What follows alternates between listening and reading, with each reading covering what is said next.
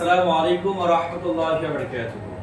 ওয়া আলাইকুম আসসালাম ওয়া রাহমাতুল্লাহি ওয়া বারাকাতুহু। তোমরা সবাই পিতামাতা ছেড়ে এখানে এসেছো তো দিন শিক্ষা করতে, ইসলাম শিক্ষা করতে, কোরআন শিক্ষা করতে। তো আজকে তোমাদেরকে একটা গল্প বলি, পিতামাতাকে নিয়েই আজকে একটা গল্প বলি। তো গল্পটার নাম হচ্ছে শেষ চিঠি। গল্পের নাম শেষ চিঠি। ফি ক্বারিয়াতিন বাঈদা। অর্থাৎ গল্পটা আরবি এবং বাংলার অনুবাদেই তোমাদেরকে বলি। ফি ক্বারিয়াতিন বাঈদা, একটা ছোট্ট গ্রাম ছিল। কানা হুনাকা তিফলু, সেখানে একটা ছোট্ট বালক ছিল তোমাদের মতো। ইউসাম্মা আইমান, তার নাম ছিল আইমান। কে? আইমান। কুল্লু ইয়াউমিন ইলা সুনদুকিন বারিদাতু ওয়া ইয়াদউ ফি রিসালাত। সে প্রতিদিন একটা চিঠি একটা ডাক বক্সে ফেলতো। তাহলে কি ছিল, কি হলো? একটা ছোট গ্রাম, সেই গ্রামে একটা ছোট্ট ছেলে যার নাম আইমান। তার কাজ হলো প্রতিদিন একটা চিঠি একটা ডাক বক্সে ফেলা। তাহলে সে প্রতিদিন একটি ডাক বক্সে একটা ছোট চিঠি সে ফেলতো। কানা নাসু ইয়াসআলুনাহু, এই দৃশ্যটা গ্রামের মানুষ দেখে ওই বাচ্চাটাকে জিজ্ঞাসা করলো, অর্থাৎ আইমানকে জিজ্ঞাসা করলো, লিমান তুরসিলু রিসালাতা, তুমি কার জন্য চিঠি দাও? তুমি কার জন্য চিঠি দাও? কাকে চিঠি দাও? ফায়াকুলু, আইমান তখন বলল ওই গ্রামবাসীকে, ইলা আবি ফিস সামাই, আমি আমার এই চিঠিটা আমার আব্বাকে দিই। আমার আব্বা এখন আসমানে আছে, আকাশে আছে। কোথায় আছে? আকাশে আছে। এই আকাশে আছে মানে কি? তার আব্বা মারা গেছে, ইন্তেকাল করেছে। আমরা বলি না যে যাদের মরে যায় বাচ্চারা কি বলে, ওই আকাশে আছে। তো তাহলে কি বলছে যে ইলা আবি ফিস সামাই, আমি আমার চিঠিটাকে আমার আব্বাকে পাঠাই যে এখন আসমানে আছে। কানা আবুহু কদ তাওফি হাদিসি, অর্থাৎ তার আব্বা দুর্ঘটনায় মারা গেছে। আইমানের আব্বা দুর্ঘটনায় মারা গেছে। তাহলে কি দাঁড়ালো? যে ছোট্ট আইমান তার আব্বাকে প্রতিদিন চিঠি লিখে, তার আব্বা মারা গেছে, তার আব্বা আসমানে আছে। এবারে বলতো এই চিঠির উত্তর কি কখনো আসবে? মারা গেছে যে যারা মারা যায় তাদের থেকে কি চিঠির উত্তর পাওয়া যায়? কিন্তু সেটা ছোট আইমান বোঝে না। সে তার চিঠি প্রতিদিন তার আব্বাকে লেখে। ওয়ালাম ইয়াস্তাতি আইমান আইয়ুদা, অর্থাৎ তার আব্বা যখন তাকে মারা যায় তখন কিন্তু বিদায় বলার সুযোগটুকু আইমান পায়নি। অর্থাৎ যখন দুর্ঘটনার কবলে পড়ে আইমানের আব্বা মারা যায় তখন আইমানের সাথে দেখা হয়নি যে তার আব্বা তাকে কিছু বলে যাবে যে ভালোভাবে থেকো, আমি চলে যাচ্ছি, আমি আর বাঁচবো না, এরকম বলে যাওয়ার সুযোগ আইমানকে হয়নি। আইমান পায়নি এই সুযোগটা। কানা ইয়াকতুবু লাহু কুল্লু শাইইন, কিন্তু আইমান প্রতিদিন এই চিঠিতে কি লিখতো?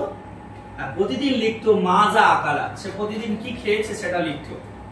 মাজা রসমা, কি কি ছবি এঁকেছে, ছোট ছেলে ছবি আঁকে, কি কি ছবি এঁকেছে সেইগুলো তার আব্বাকে জানাতো ওই চিঠির মধ্যে লিখে।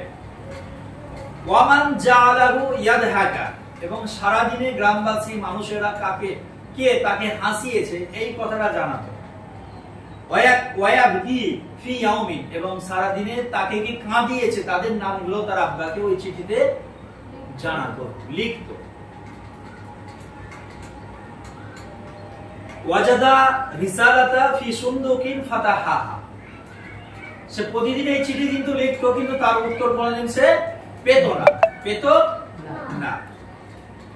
ওয়াজাদা রিসালাতা ফি সুনদুকিন ফাতাহাহা, কিন্তু হঠাৎ করে একদিন তার কাছে একটা চিঠি এলো, অর্থাৎ সে ডাক বক্স থেকে একটা চিঠি পেল। সেই চিঠিটা নিয়ে সে খুলল কারা এবং পড়লো। লেখা আছে কিভাবে চিঠিটা? ইয়া আইমান, হে আইমান, আনা আফখারু, আমি তোমাকে নিয়ে গর্বিত। আনতা লাস্তা ওয়াহিদান, তুমি কখনো নিজেকে একা ভেবো না, তুমি নিজেকে কখনো একা ভেবো না। ফাআনা মাআকা ফি কলবিকা, আমি সব সময় তোমার সাথে আছি। কলবিকা, তোমার অন্তরে আছি, তোমার হৃদয়ে আছি, তোমার হৃদয়ে আছি। কুন সুজাআন, তুমি সাহসী হও, তুমি দুর্বল হয়ো না, তুমি ভেঙে পড়ো না। কুন সুজাআন, তুমি সাহসী হও। লিআন্নাকা, কেননা নূরন লিহাজা আলাম, তুমি এই পৃথিবীর জন্য একটা আলো। লাম ইয়ারিফ মান কাতাবা রিসালাতা, কিন্তু আইমান এটা পড়ার পরে সে বুঝে উঠতে পারলো না এই চিঠিটা তাকে কে লিখেছে, এটা সে বুঝে উঠতে পারলো না। কেন? সে জানে তার আব্বা মারা গেছে, আসমানে আছে, কিন্তু তার আব্বা তো মারা গেছে, সে তো আর চিঠি লিখতে পারবে না, তাকে কিন্তু চিঠিটা কে লিখেছে এটা সে বুঝে উঠতে পারলো না, এটা সে জানতে পারলো না। লাকিন না বাকা, এটা পড়ার সাথে সাথে সে কেঁদে ফেললো, তার চোখগুলো ছলছলিয়ে গেল। সোম্মা ইয়াতা সাম্মা, এবং সে একটু মৃদু হেসে উঠলো। কেঁদে ফেললো কেন? যে তার বাপের মতো করে উত্তর দিয়েছে, আমি যে কথাগুলো সে লিখতো তার উত্তর দিয়েছে, তার আব্বা বলেছে যে তার হৃদয়ে সব সময়ের জন্য আছে। এটা শুনে তার আব্বাকে যদিও সে এখন আর কাছে পাবে না, কিন্তু হৃদয়ে আছে, এটা শুনে সে প্রথমে কেঁদে ফেললো। তারপরে হাসলো কি জন্য? যে তার আব্বা বলেছে তার সঙ্গে সব সময় থাকবে, এটা শুনে সে হাসলো। আমি ওয়ামুনযু যালিকা ইয়াওমা লাম ইয়াশআর বিল ওয়াহিদাতু মুজদাদা, অর্থাৎ তারপর থেকে ওই চিঠিটা পাওয়ার পর থেকে সে কোনোদিন আর আইমান কোনোদিন নিজেকে একা ভাবেনি, একা ভাবেনি। তাহলে ছোট্ট করে বাংলা ভাষায় একটু গল্পটা তোমাদের বুঝিয়ে দিই। একটা ছোট গ্রাম, গ্রামের মধ্যে একটা ছোট্ট ছেলে, নাম তার আইমান, নাম তার আইমান। তার কাজ হলো প্রতিদিন একটা চিঠি ডাক বক্সে ফেলে দেওয়া। এটা দেখে গ্রামের মানুষ তাকে জিজ্ঞাসা করলো, তোমার আব্বা তো নেই, ইন্তেকাল করে গেছে, মারা গেছে, তো তুমি কাকে চিঠি দাও? তখন ওই বাচ্চাটা বললো, ওই আইমান বললো যে আমি আমার আব্বাকে চিঠি দিই, আমার আব্বা এখন আসমানে। কিন্তু দুর্ভাগ্যের বিষয় যে তার আব্বা একটা দুর্ঘটনায় মারা গেছে, কিন্তু যখন মারা গেছে তখন কিন্তু ওই আইমানকে বিদায় বলার সুযোগটুকুও আইমান পায়নি, আর তার আব্বার দেওয়ারও সুযোগ হয়নি। কিন্তু প্রতিদিন আইমান চিঠি দেয়, কিন্তু চিঠির উত্তর পায়নি। কিন্তু একদিন হঠাৎ করে ওই ডাক বক্স থেকে একটা চিঠি পায়, এবং সেই চিঠিটা নিয়ে যখন আইমান পড়া শুরু করে, দেখতে পাই সেখানে লেখা আছে, হে আইমান, তুমি নিজেকে কখনো একা ভেবো না, আমি তোমার সঙ্গে সব সময় তোমার হৃদয়ে আছি। এটা পড়ার পরে আইমান তার চোখ ছলছলিয়ে উঠলো, কেননা সে জানতো যে তাকে এই চিঠি কে লিখেছে সে জানে না, কে লিখেছে জানে না। তারপর থেকে সে কোনোদিন নিজেকে একা ভাবেনি, সব সময়ের জন্য এটা ভাবে যে তার হৃদয়ে তার আব্বা আছে। তাহলে এই গল্পটা থেকে আমাদের জন্য কি শিক্ষা আছে? মোরাল অফ দা স্টোরি হলো, এই গল্পের নীতি কথা হলো এটাই যে আমাদের পিতা মাতারা কখনোই আমাদেরকে ছেড়ে যায়নি, আর আমরাও আমাদের পিতা মাতাদেরকে কখনোই ছেড়ে দিইনি। তারা আমাদের দুনিয়াতে থাকলেও, এই যে তোমরা পড়তে এসেছো, তোমাদের পিতা মাতা বাড়িতে আছে, তোমরা এখানে আছো, তোমাদের অন্তরে, তোমাদের হৃদয়ে সব সময় কি আছে? তোমাদের পিতা মাতা, তোমাদের আব্বা আম্মা আছে। আবার তোমাদের আব্বা আম্মার হৃদয়েও সব সময় কি আছো?